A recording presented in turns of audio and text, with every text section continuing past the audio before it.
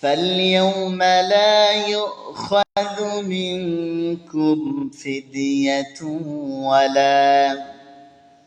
ولا من الذين كفروا مأواكم النار هي مولاكم وبئس المصير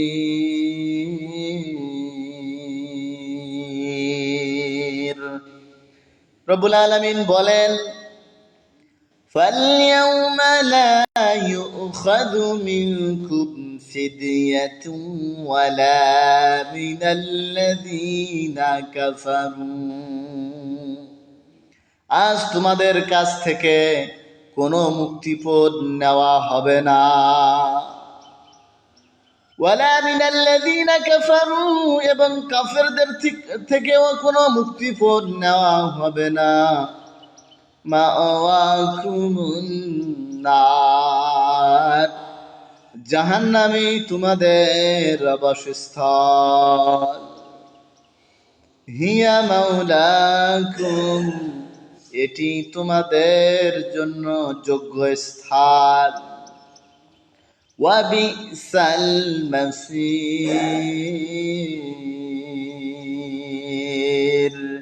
কত নিকৃষ্ট পরিণাম আল্লাহ তাআলা বলেন অস্বীকারী মুনাফিক কাফিরদের থেকে কিয়ামতের ময়দানে আজ তথা কিয়ামতের ময়দানে কোনো মুক্তিপণ গ্রহণ করা হবে না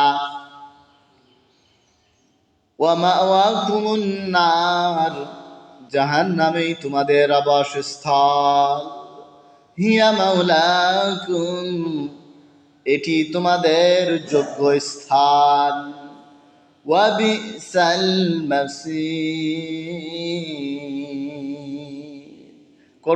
কতই নিকৃষ্ট এ পরিণাম অর্থাৎ কিয়ামতের ময়দানে যাদের থেকে কোনো প্রকার মুক্তিপণ গ্রহণ করা হবে না, কোনো সুযোগ থাকবে না, কোনো সুযোগ নেই, অস্বীকারীরা সেখানে হায়তাশ করতে থাকবে।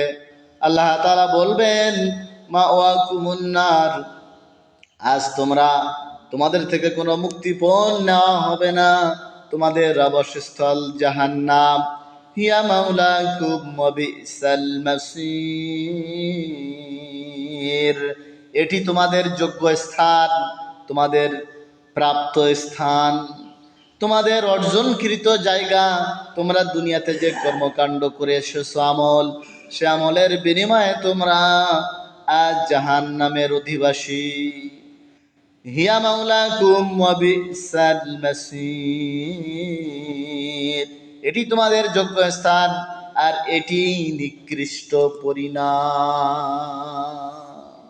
সম্মানিত দ্বীনি ভাই বোনেরা, কিয়ামতের ময়দানে অস্বীকারীদের থেকে আল্লাহ তাআলা এখানে সরাসরি অস্বীকারী কাফেরদের কথা বলছেন যে তাদের কাছ থেকে কোনো প্রকার মুক্তিপণ গ্রহণ করা হবে না। কিয়ামতের ময়দানে মুক্তিপণ দেওয়ার কোনো সুযোগ নেই এবং আল্লাহ তাআলা গ্রহণও করবেন না। সুতরাং মাওয়াকুমুন নার, আল্লাহ তাআলা বলছেন তোমাদের স্থান হবে জাহান্নাম।